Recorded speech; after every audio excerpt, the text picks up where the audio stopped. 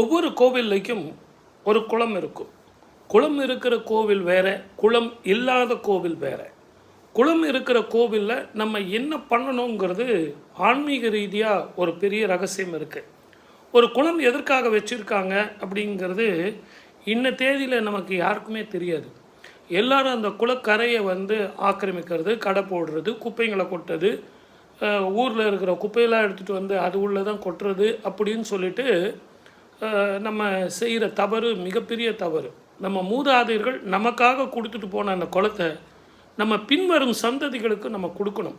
ஏன்னா அந்த குளத்தினுடைய அதிசயம் மகிமை தெரிஞ்சதுன்னா நீங்கள் அதை தப்பு பண்ண மாட்டீங்க. ஒவ்வொரு குளத்தின் நடுவிலையும் ஒரு கிணறு இருக்கும்.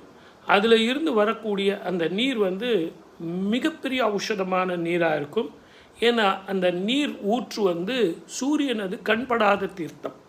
சூரியனது கண்படாத தீர்த்தத்தில் இருந்து வரக்கூடிய நீர் அந்த குளத்து தண்ணியை ரொப்பிடும்.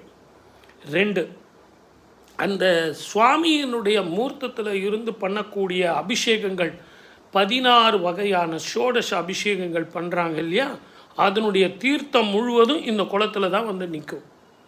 இந்த குளத்து தண்ணியை நீங்கள் குளிக்கும்போது சுவாமியினுடைய அபிஷேக நீரில் நீங்கள் குளிக்கிற மாதிரி அர்த்தம்.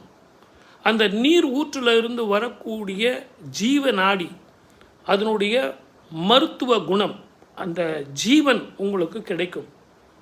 அதனால தான் ஒரு குளத்தில் அந்த காலத்தில் குளித்தா அவ்வளவு நோய்கள் தீரும், மனக்கசப்பு போகும், மனக்குழப்பம் போகும், கிரக தோஷங்கள் போகும் அப்படின்னு பெரியவங்க சொன்னாங்க. இதை எல்லாத்தை விட ஒவ்வொரு குளத்தினுடைய கரையிலையும் ஒவ்வொரு விதமான மரங்கள் இருக்கும், பலவிதமான மூலிகை மரங்கள் இருக்கும். அதனுடைய கொட்டைகள், பழங்கள், இலைகள், தழைகள், கிளைகள் எல்லாம் அதில் விழுந்து, இப்போ நெல்லி கட்டை விழுந்ததுன்னு வச்சுங்களேன், அந்த தீர்த்தம் உப்பு தண்ணியாக இருந்தால் கூட நல்ல தண்ணியாக மாறிடும், சுவையான நீராக மாறும்.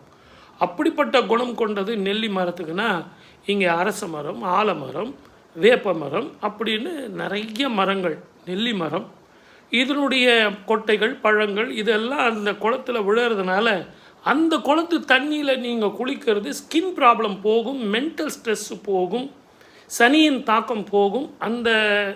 அந்த ஊரினுடைய கிரக நாயகன், ஸ்தல நாயகன் நமக்கு எல்லா விதமான சௌகரியத்தையும் தருவார். நீண்ட நாள் வியாதிகள் போகும்.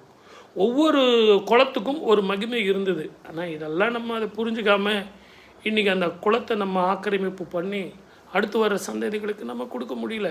யோசிப்போம், செய்வோம். சப்ஸ்கிரைப் பண்ணிட்டீங்களா? தயவு செஞ்சு பண்ணுங்கள். இன்னும் நிறைய நிகழ்ச்சிகள் உங்களுக்கு நான் தரேன்.